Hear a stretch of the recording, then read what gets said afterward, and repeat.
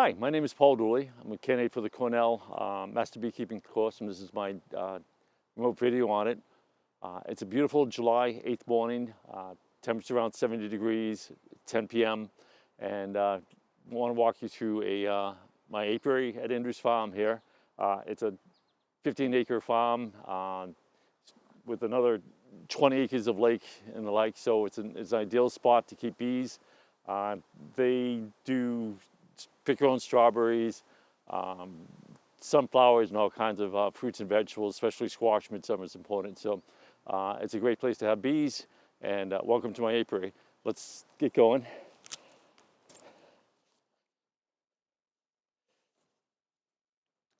So this is the hive that I wanted to look at today. You can see all the bees are out and flying. It's been raining for the last 2 days, so it's an interesting period, but everybody's out.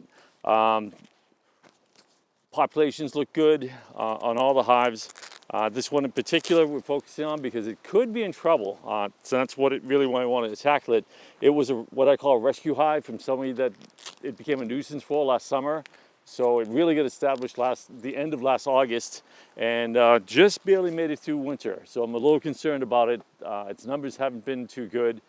So we wanted to focus on this. You can see the rest of the apiary is doing good. It's a great spot.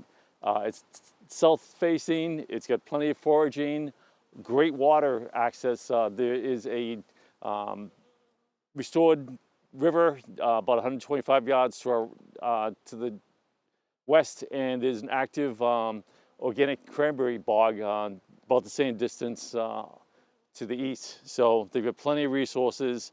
So I really like that about this.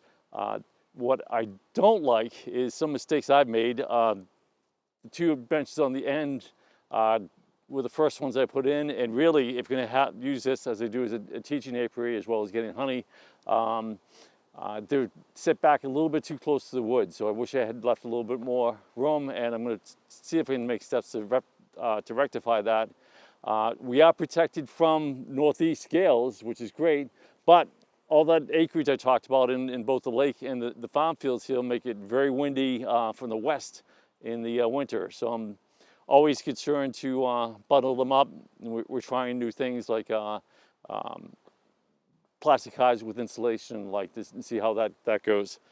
So the bees are flying well.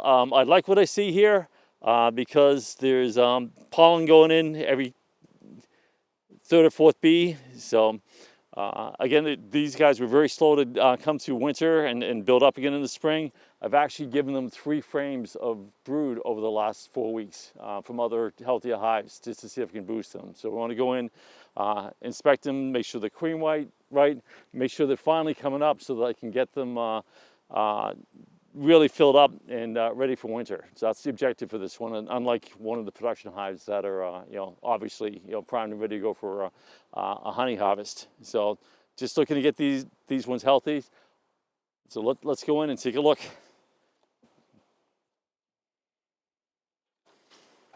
Okay, I like what I see. There's bees on the top cover. Much better population than they had before. When I inspected these about 2 or 3 weeks ago, they only had about 6 seams in the bottom box, but you can tell they were geared up. There was brood at that point, so I did opt to put in a second deep just to make sure that they could build up. So they need time to get ready for winter. So definitely have all kinds of bees on the undercover. I want to gently take that off. Inspect quickly for the queen. You never know when she might be there. And put it out in front here so they can come back into the hive on their own. Okay. So right off, I'm counting in this box, again, it's only been here for 2 or 3 weeks. I'm counting about 3 seams of bees. So they're up and working, which is good. Let's take a quick peek. And what I'm seeing right now is worker bees up here, which is good. There is a queen excluder in place, so we anticipate that the brood nest is restricted to the bottom box. Going to take that up without rolling bees, just slow and gentle. Okay. And We have a drone right here. Let me show you that.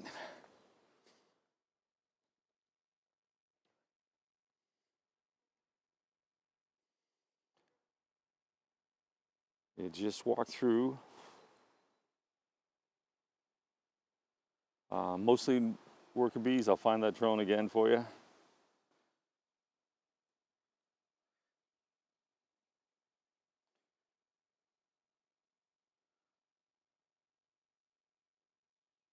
So far just workers.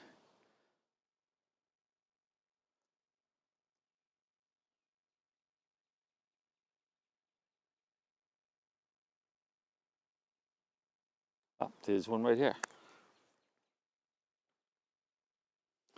So there's a drone in amongst all the workers. You can see this is a resource frame. It's got, I'd expect that it's more towards the outside. So it's got plenty of nectar, which tells me we're still in a basswood flow for this area. So that's great. I don't have to worry about feeding them. They certainly have enough.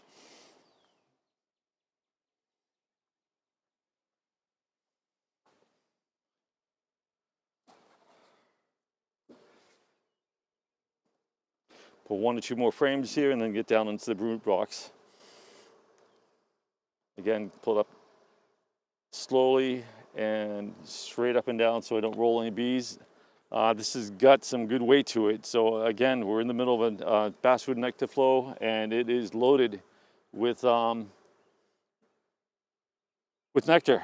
And it's really good too. I've seen some of these frames weren't fully built out, so you can see the new comb right there. You know, that they've been working on, so that's great to see. Again, it's also a reflection of their nectar flow because you've got all kinds of white comb around the edges where there were none before. Get back. Maybe one more.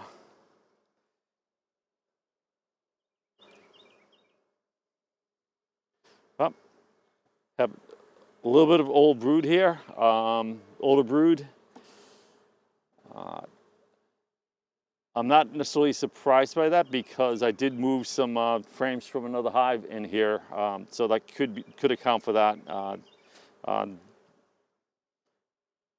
Because it takes 21 days for a worker to hatch out, and I put this in there way short of that, so not surprised. And we'll look for other signs that the queen excluder is actually working. Again, another very heavy frame. And you can see freshly capped honey here. Again, more built-out comb there. So glad to see it. The one thing I haven't seen yet is that I'll look for is bee bread. I'm gonna blow on them gently to see if I can get them to move a little bit. There is just a little bee bread in this area right here. And I'll put my hand on them and move them. So hopefully you can get a shot of that.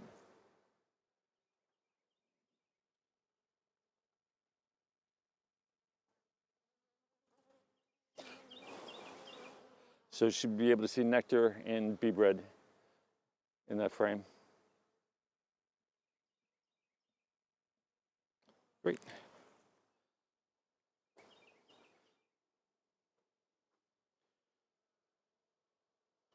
All right, so we've seen a drone, we've seen a lot of workers. I'm expecting the queen to be down below. Hopefully we'll see her. We're looking for a larger bee with a long abdomen, what's called a solar patch on her thorax, the back of her thorax, and splayed legs. So hopefully I'll be able to pick it up. I know this queen was not marked because this swarm actually, this actually swarmed mid summer last year, so it's not a marked queen.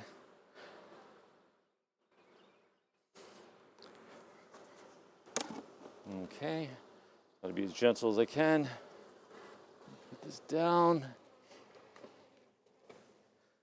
As you can see, we've got a queen excluder. I'm only seeing worker bees on it so far. You can never be careful looking for the queen. So I'd say that box had 3 scenes of bees in it. The top one, let's take a look and see what's in their brood box.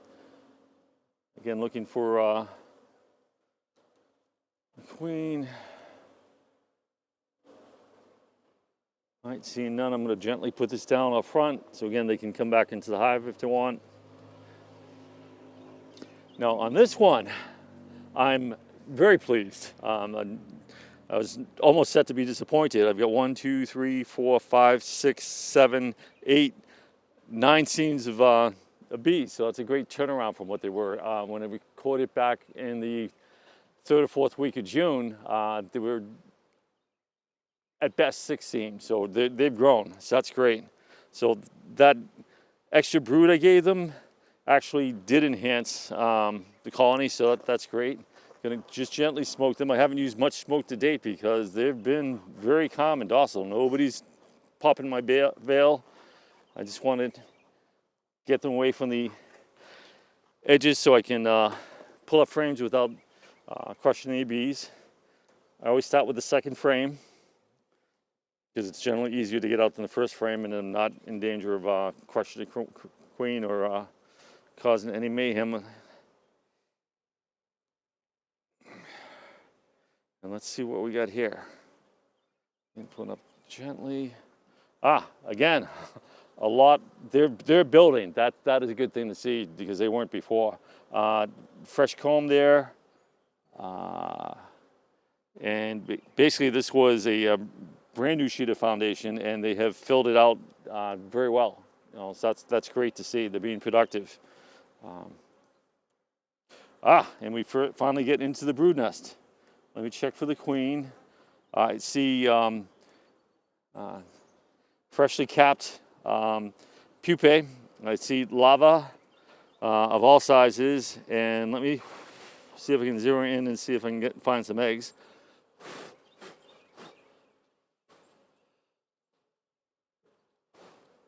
And I can, so that's great. Let's take a look, closer look.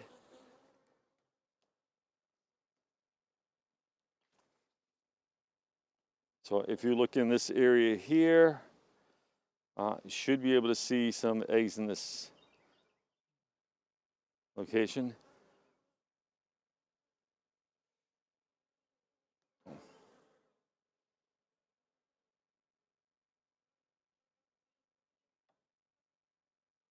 And we're going to take a moment and. Go far away. Okay. Take it further. Yeah.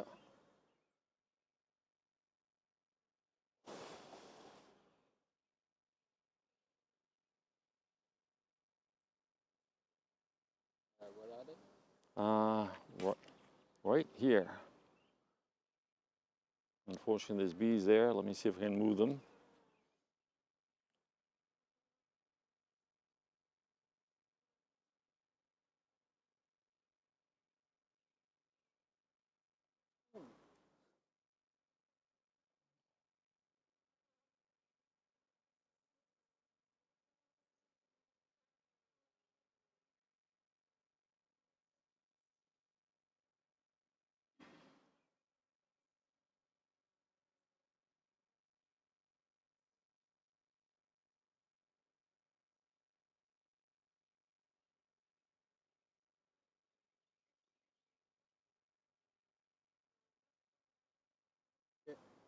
All right.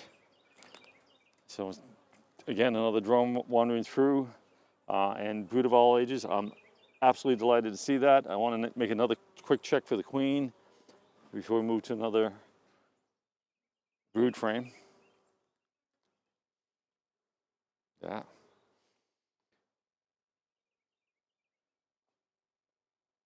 All right, let me move back.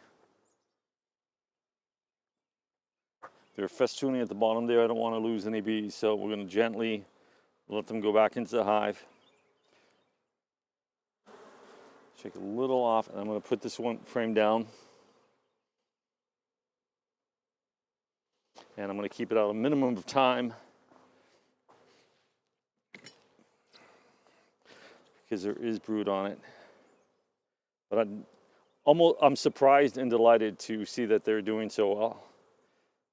That they are raising a brood nest. And I want to move some bees out of my way, use smoke to move them.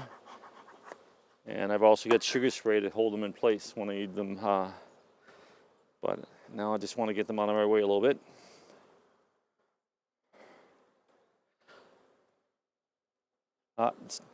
Some cap brood that's been there longer, and I'm glad to see I have bands of bee bread and capped over honey. So that's great. Always good to see.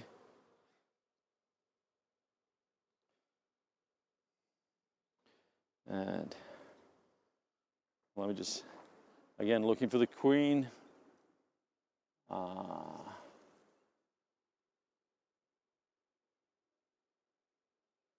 And I don't see her. And again, I'm looking for a larger bee. I see drones, so I know I'm tuning into what's different here. I'm looking for a larger bee with splayed out legs, longer abdomen, and a solar patch on her thorax. Yeah. I'm not seeing her, so we're going to move on. Put these gently back.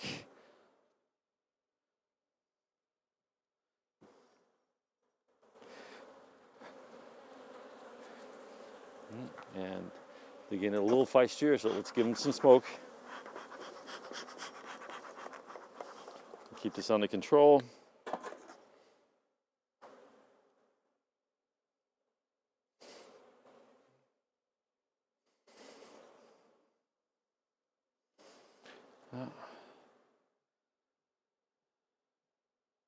And this is basically a resource frame. Some older cap brood here and some younger too.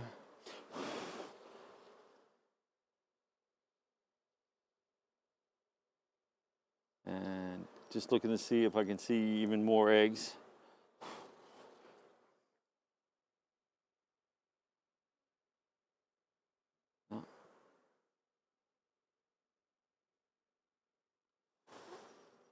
And see if we can spot the queen. Not so far.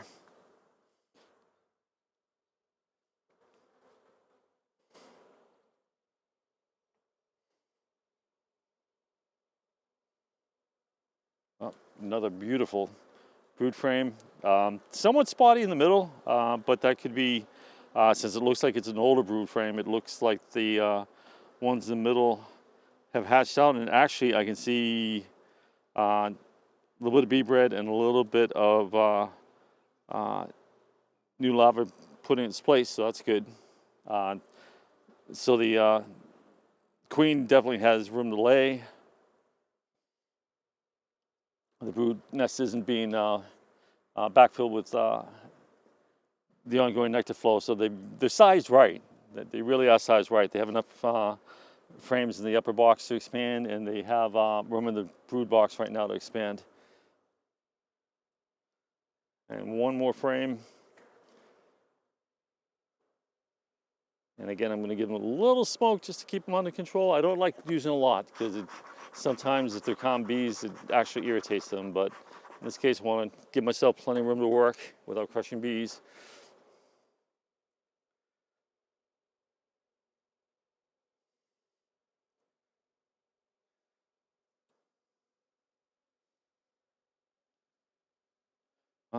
Another beautiful brood frame.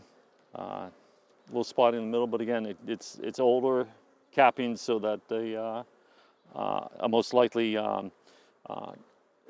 hatching out of the middle first, and it could be some hygienic behavior too. So this was from an original. It's a daughter of a queen that was a VSH queen. So you would expect to see some uncapping if there's any issues with the brood as far as brood diseases like sac brood or European foul brood. But I've not seen that. That's the other thing. I'm looking for healthy bees, healthy adults. I certainly see that. I'm looking for healthy larvae. They are absolutely swimming in royal jelly.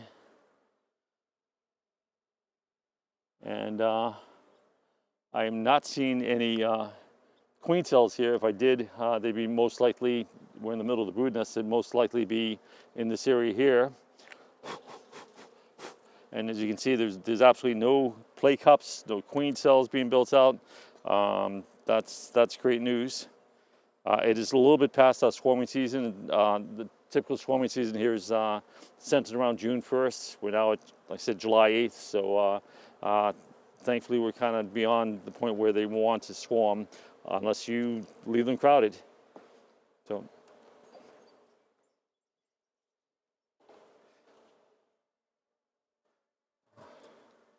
Again, checking for the queen, just scanning past all the workers and the occasional drone.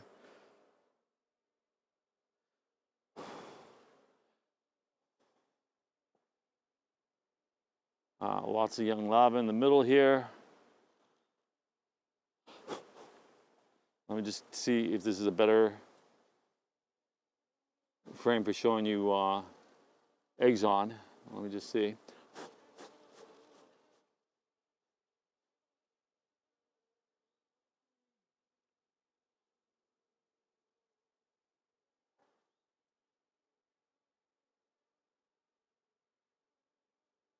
Always a challenge to look at, look for eggs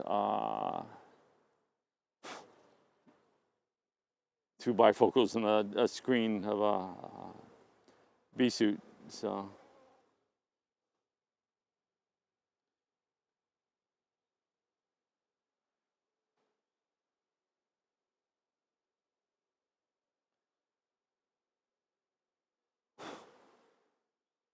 Yeah. And I want to show you one thing when I'm talking about glistening lava. Yeah. About dead center on this frame. There are, lots of very young, say, lava that have been hatched out of the eggs for, 2, 3, 4 days. And you can see they're absolutely swimming in glistening. Okay. Let me see. See if we can highlight it for you.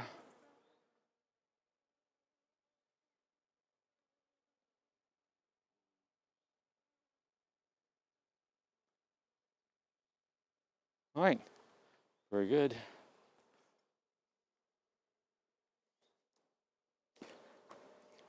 And as disappointed as I am to not see the queen, I think we were limited in time, and I'm going to wrap this up. The bees are still mostly calm, but you can see that a few are flying, so it's time to wrap this up. Again, I'm tickled pink at the turnaround on this hive. They were so slow coming out of winter. If I had to do things all over again, I think I would have fed them in April and not relied on the natural resources so much because they were definitely behind this year. So I'm going to put the frames back in the positions they were. Okay, give myself plenty of room to work from. A little more smoke.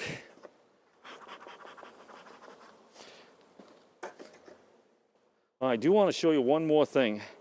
I see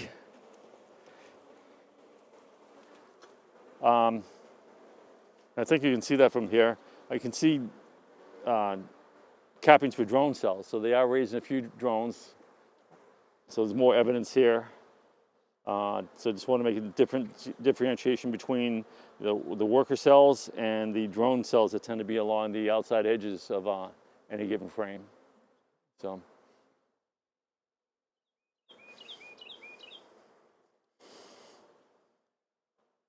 All right.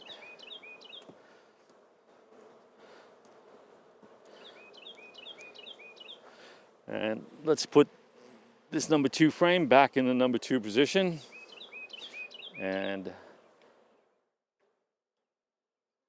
the capped over cells were on the inside. I'm going to put them back that way. So I don't want to isolate them and chill them.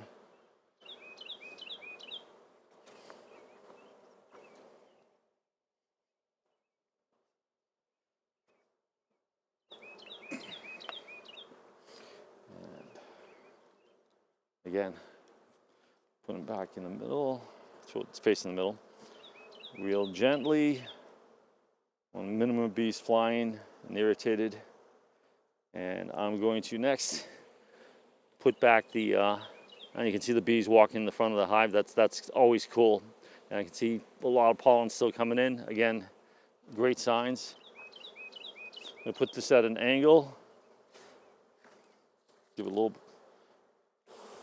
shake. Put it at an angle so don't crush any bees. And then just gently slide into place, give them time to move out of the way.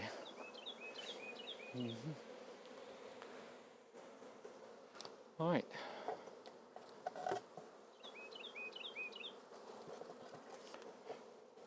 And I'm going to brush these. Again, I want to put as few bees in the ear as possible. I want to be gentle, calm, smooth, almost zen-like in the way you handle bees. Brushing, again, put it at an angle. Slide it slowly into place, let the bees get out of the way. Oh, sorry. A little premature on that. I'm looking down, it's like, yeah, take care of the upper brood box. Give them a little smoke to get them away from the edges. A little too eager there to close things up.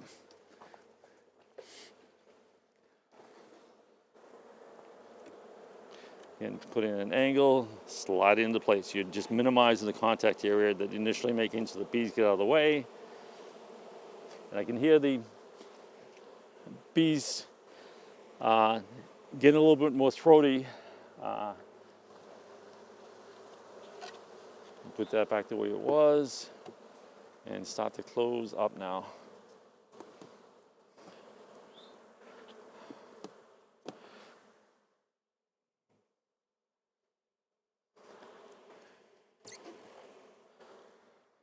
One more shot of smoke.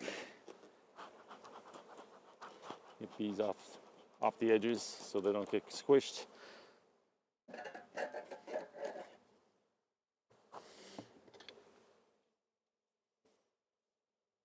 Be careful and calm and gentle. And close up. All right. So that is that. Now the other thing I wanted to talk to you about is IPM. Just very quickly, you have to set thresholds as far as treatment is concerned. And for April through July, it's 2%. August through October, it's 3%. So set your thresholds, do measurements, which I've got a kit here and I'll be doing it later on today, for an alcohol wash. Record, absolutely record the amount of mites you have, so you have a record. Then you want to do things like prevention, and that would involve things like minimizing drifts. So you put up robbing screens, which I'm going to install on this one after we're done with the video, and minimize drift between them. Use screen bottom boards where possible. I'm slowly converting this apiary over to all screen bottom boards. And then if you have to, I've got a regimen in place to treat with oxalic acid every December 1st, and then mid-season, I'm usually dependent on Formic Pro. So only organic acids here. So, and again, you're rotating so that they don't get, the mites don't get resistant. So, and that's about it. Thank you very much.